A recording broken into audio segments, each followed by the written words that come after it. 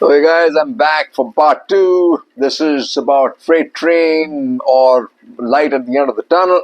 We've seen what's happened with in my previous one, China, our economy, the United States, how these tumultuous global events are eventually going to have a problem with our economy, which is anyway, till you acknowledge it's not doing well, you're not going to do anything about it. You can keep talking about it's getting better and whatever, but talk, as I said, is cheap. And it's not about any party versus another party. It's about India. It's about all of us, right? And now look at what we've done by kowtowing to China. We basically have created a space for them to reoccupy our periphery that was at some point in time feeling like it's coming with us. But again, I guess events in our environment have thrown a spanner in that. But a little bit about this freight train, right? I'll give you an experience, right? And I think about it, I get cold sweats. I was traveling to Chandigarh. I like to walk around. I was standing, where the corridor, where the two doors are on either side, and suddenly this door, boom! It was shut, and it suddenly opened up because it seemed that the was rocking too much. It opened up. I shut it, pushed it hard and shut. And then I was standing. I planted my feet facing it. I planted my feet wide. I said, "Oh Jesus! I better plant my feet wide." The train is, jerking around quite a bit. Shows the quality of our railway track and our train sets, right? And the guy who's serving us comes to me and says whether I had change. So I said, yeah, of course I have 500 rupees. Just taken out some money and all 100 rupee notes. And I kind of I got my stuff out, my wallet out. I'm giving him 1, 2, 3, and suddenly I feel train rocks, and I feel this cold blast of air on my back, and it shouldn't be there, right? Because if the door is shut, it's not shut, it should not happen. And I've counted 300, and that guy catches the notes, right, and stabilizes me. And guess what? The doors opened at the back, right? Gives me the sweats, right? Because and a big jerk on the reverse, I could have been lying on the rail tracks, right? Oh well. Having said that, this train wreck, that's I think a common. Let's start with Nepal. Nepal, because of our overbearing attitude and wanting to make them into a Hindu kingdom, and obviously that's anathema to the communists who are in power, ain't going to happen, right? So Oli sparks row with revised map on currency note. In pivot from India, Nepal PM Oli seeks economic support from China. Oli's government may be at risk as NC opposes BRI loan from China, and we keep trying and playing that. The other big problem is what we are having is in Bangladesh, and that's because lots to do with our internal politics. All of Jharkhand's elections was run by the CM of Assam. It was run on Ghuspaitias and Bangladeshis and how they're taking away these young girls and taking away their land, and it must have upset the common man in Bangladesh. He's not giving us an inch, and that's allowing a huge path for Pakistan to come back in. And you got to just remember the 70s and 80s. What turmoil was there in Assam, in Manipur, in Nagaland, to know that Bangladesh played a critical role in that instability during Khalid Zia's time. Right? So Bangladesh-Pak axis creates security challenges for India. Secularism and the siege in Bangladesh churn, and unfortunately that's true for India too. The damage that has been done to the countries will take several years to undo, and even then it depends on whether a secular regime returns to power anytime soon, and that's happened in India too, right? So we are the last people who should be talking about that. Day after Bangladesh mission breach, Tripura suspends, withdraws cops, retains 7. Dhaka summons Indian envoy after breach at Agartala mission. Protesters barge into Bangladesh mission in Agartala, pull down flag, and that's kind of stupid, right? Stupid. India, US likely to discuss Bangladesh, China at Foreign Office meeting. Bangladesh summons India envoy to protest Agartala incident. Bangladesh summons Indian envoy, no relief for monk. So now what happens if suppose somebody had gone in and taken down the Indian flag in the Indian embassy in Dhaka, right? Dhaka, Washington ties won't be impacted by US polls. Yunus government.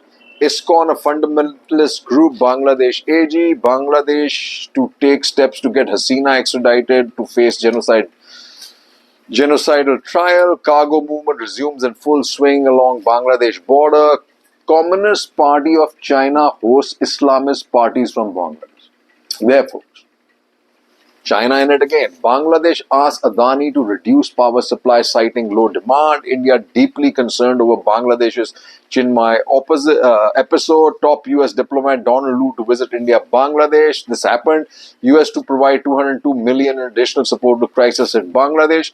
PM unlikely to meet Bangladesh UNIS in US. He didn't. After attacks on minorities, Bangladesh Sufi shrines targeted. So once you left the genie out of the bag, you're in trouble, right? But it's a problem for India too. And here's what M.K. Narayan writes: instability and uncertainty stalk Bangladesh. He says the troubles in Bangladesh are by no means over, and India may need new strategies to deal with the situation towards East, because East is extremely sensitive and tied with the chicken neck. And China, with what it's done in Arunachal, wants the chicken neck, right? Movements of this kind tend to be usually taken over by forces inimical to democracy, and they have. Consequently, India faces a moral and security dilemma in the wake of recent events in Bangladesh and events in India. That's the important part. That's the moral issue, right? UNIS contemplates forming government with anti-Awami League parties. Uncertainty over Mukti Jodhas joining Vijay Divas events. The communal turn in Dhaka just follows the communal turn in India, right? A Hindu monk's arrest and the demand to ban ISKCON turns the spotlight on ties with New Delhi. How should India articulate its concerns about Bangladesh Hindus? Delhi surely is not the guardian of Bangladeshi Hindus, but as a liberal democracy, it is entitled to flag its concerns about the rights of minority. The trick words are liberal, which is not democracy.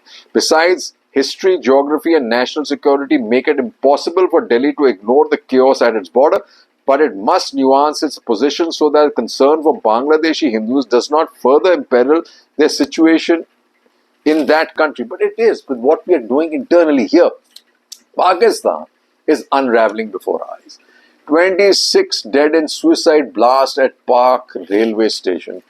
But India continues its policy of just touch me not, no bilateral, but Jaishankar's visit helps India-Pak break ice. Multiple crisis vectors destabilizing Pakistan, and it actually gives us an opening to kind of prise open the China-Pakistan door, right? The glue of self-interest binds the government and the military firmly together, and as long as the alliance is firm, it can assure Pakistan of minimum stability it needs to stagger on, right? The X Who Won't Go Away, as written by Ajay Bisaria, he says, as the political tug of war continues, Pakistan faces crisis far more daunting. The economy remains on the brink of collapse with high inflation, dwindling foreign reserves, and rising unemployment despite the life support of a recent IMF loan. On the Western Front, security threats from the deadly TTP have coalesced with Pakistan Pashtun and Baloch insurgencies, spooking Chinese investment and adding to the military's headaches. Imran's ongoing battles with establishment reflects a broader structural malaise in Pakistan, the inability of its ruling elite to address the country's deepening polycrisis. As the army tightens its grip, it risks further alienating ordinary Pakistanis, most of whom already view the military as part of the problem rather than the solution. Pakistan's army may have won the latest match against Imran, but it is clearly losing the series. And you've got to hear Arun Prakash on this. And we've got to take heed, right? While the template is this, as written by Jacob, the new template for dialogue with Pakistan, a clinical minimalism focused on conflict management appears to define New Delhi's engagement with Islamabad, and it showed with his visit. Jaishankar in Islamabad for SCO meeting. India sends Pak notice to review Indus Water Treaty. Indus Treaty must reflect new realities. Jaishankar in Pakistan for landmark SCO visit, right? 82 people killed in 3 days of Pak sectarian violence, 4 killed, and we have a terror problem because of what's happening in Pakistan and what's happening in Kashmir, and our inability of our security and national security and our intelligence to get a hold of this.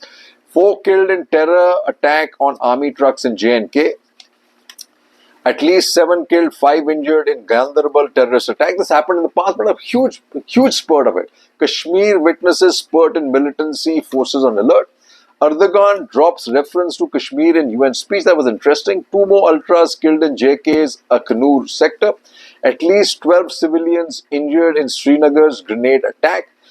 Pak feeling pain as it finds democracy flourishing in J&K, Rajnath and Turner. That is probably not true. But Afghanistan is playing our game. Afghanistan assures Delhi not to allow its soil to be used for anti-India activities. And here the advantage is the problem Afghanistan seems to be having with Pakistan. Pak terrorists among 3 killed in Kashmir ops. But we got to listen to Arun Prakash. He says a talk fight policy to guide India-Pak ties. He says the strategy helped Vietnam and US conclude a peace treaty in the 70s. It may work in the subcontinent. He says today Pakistan faces a dire financial situation which is aggravated by the halting progress of China-Pakistan economic corridor and mounting indebtedness to China. Grave domestic instability is being aggravated by Baloch separatism and civil military political tensions. In such a scenario, the initiation of a diplomatic dialogue between India and Pakistan would be a welcome development. If signs of a nascent Indo-Pak rapprochement serve to drive a wedge between China and Pakistan or between Pakistan's civil and military establishment, so much the better. Ergo, while maintaining its alert military posture on the line of control and the western border, should India not try out to talk fight policy with Pakistan? I would. And Sri Lanka is another problem they're having. And an overturning of Sri Lanka's old political order, as written by Ahilan. He says the dramatic electoral shift following the Sri Lankan parliamentary election radically alters the political terrain. It cannot be business as usual anymore for them and for India. Sri Lanka's poll president Anura's coalition wins big. Tamil needs strong representation in Sri Lanka parliament, says Sumani Thiran. Now this is important. While everything may have been changed and upended, Tamil is a constant, and this is important for us, right? Jaishankar to meet Dissanayake today, and he did. The visit, which is the first since JVP-led alliance came to power, is expected to focus on the future of Indian projects such as Trincomalee infrastructure and energy program. It will also be an opportunity to assess the new government stance on investment from China. But the left leader, Dissanayake, is Sri Lanka's new president. But the problem here is Adani again. Having left everything to Adani, now we are in trouble because the $500 million that was supposed to come from the United States for the port with Adani have not been sanctioned because of what has happened with the SEC. With Maldives facing a forex crunch, India gives 700 million currency swap arrangement. Resolved misunderstanding with India, Maldives minister. India extends emergency financial assistance to Maldives. Well, all this always comes to us when the going gets tough. But he continues to play the fiddle with China. And more so now when they've seen how we've kind of bent over forward for accommodating what China has done. And we all know that we are not going back. I'm not even sure what the new deal is, right? Because then nobody tells us. But are we ready to play in the big league, right? Are we ready? A 3-nation visit as a foray into summit diplomacy. Rajiv Bhatia, the Prime Minister's recent visit to Nigeria, Brazil and Guyana offers an understanding of India's current foreign policy. I think what he was doing was to counter the BRI. He got us the port in Haifa, he got us the port in Greece, he got us the port in Kenya, in Tanzania, now Guyana, in Brunei. But in Sri Lanka, but what was the problem? And the power issues, problems with the power projects in Bangladesh. But where the problem lies is that all of this is just one man. And this one man now is under the focus of the SEC of the United States, and the rest of the world is panicking. And we should never have let that happen. It was never supposed to be a one-man show, right? And can India play in the Premier League? If we continue to do this, we probably can't. World center of economic and political gravity is shifting, but the to-do list for New Delhi to become more consequential is forbidding. This is by Vijay Gokhale. Given the state of international affairs, the West sees our world in turmoil. Russia is threatening their peace. China and the emerging economies are threatening their businesses and livelihoods. The global south is threatening to upend their values. None of this is going to happen, but hey, our focus must be firmly fixed on building competitive and technological advanced economy. Atmanirbharta ought not to become the pretext for vested interests to shut doors to the outside world, but rather the opportunity for Indian companies to rise to the level from which they can compete with the best in class. Grooming of legal and technical talent to participate in multilateral negotiations for standard setting in new technology should also be on GUI's list of priorities. Unless this talent pool is systematically identified and trained, India might simply be a follower rather than a rule shaper. And this is going to happen. We are not going to be rule shapers because only the bucks are getting to join this bandwagon, and they don't come with any fresh ideas except taking us back 100 years, right? For this to happen, the mindset that disdains external expertise has to change. Qualified legal and tech experts from the private sector ought to be integrated into our machinery for international negotiations. A world in transition is on balance favorable to India if we seize our navel gazing and act upon opportunities and prepare ourselves to deal with pitfalls. It's not going to happen because we've got too many problems internally, economically, and discontent, malcontent with the whole students, unemployment, and farmers, right? And when we try to keep rubbing off our history, that becomes a problem. Acclamation for an Indian leadership that still endures by Vivek Karchu. The Malaysian Prime Minister's speech in India with its references to Vivekananda, the Mahatma, Tagore and Nehru is a pointer to how the world will hold them in still holds them in high esteem, and they are our assets. And here in India, we want to trash them, right? India needs a national security strategy as written by Tara Kartha. He says the demand for a national security strategy is again under public discussion as the neighborhood gets into a flux. Old enemies muscle up and new friends are yet to commit themselves. India's economic ambitions to be a 4 trillion economy is also likely to face strong headwinds as the wars in Ukraine and Gaza continue dragging down global growth. The economy is really the key to everything else. After all, everyone wants a slice of the economic pie, from the Ministry of Health to the Ministry of Defense. That means prioritization within rather scarce resources, and that is the key to national security strategy. Right? Now, what I want to tell you and read out to you is interesting to show you what situation we actually are in really, right? Before I do that, hurdles in India's efforts to drive world diplomacy. Right? This is the internal issues, right? But Modi is facing headwinds within the country. The PM's grand welcome in Brunei and the killing of a young man in Faridabad. The Hindu hogged media headlines in equal measures. Cow vigilantes had shot the young man dead, suspecting him to be a cattle smuggler. Who are these cow vigilantes? Who has given them the right to kill in the name of protecting cows? Who will rein them in? Tragically, those leaders who should have shouldered the responsibility of tackling the menace are aggravating. Those who take oath on the constitution are inciting people using Bangladesh as a scapegoat. It is not surprised that many thoughtful Bangladeshis are unhappy that their country's image is being tarnished to further internal political gains. Such needless statements have made our diplomats work harder as they work tirelessly to build a positive image for India with sincerity and integrity. Are those indulging in the business of hate listening? The country which has big dreams expects them to behave responsibly. But this, folks, is why I say it's actually a freight train and not light at the end of the tunnel. This is written by Anil Swarup. The ground reality. India's GDP in 2024 is approximately 4 trillion with a population of 1.4 billion, resulting in per capita income of 2,800. However, the figure is misleading when we consider wealth distribution. Ambani Adani alone has a combined wealth of 200 billion. The top 10 wealthiest individuals account for about 420 billion. The top 200 individuals for about 1 trillion. The top 1% for 1.6 trillion. And the top 5% for 2.5 trillion. So what does it leave for the bottom, right? 1.5 trillion. So what does it work out to? To put this in perspective, excluding Ambani Adani, India's per capita wealth drops to 2,700. Not too bad. Excluding the top 10 individuals, it falls to 2,500. Very bad. Excluding the top 200, it drops to 2,150.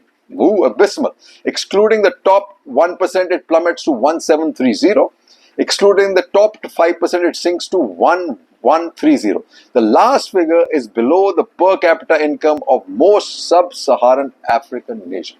That's why, folks, we have the 5 kilo anaj giveaways. But aspiration is critical for a country that needs to be the wish fulfiller. 3 cheers and Jai Hind.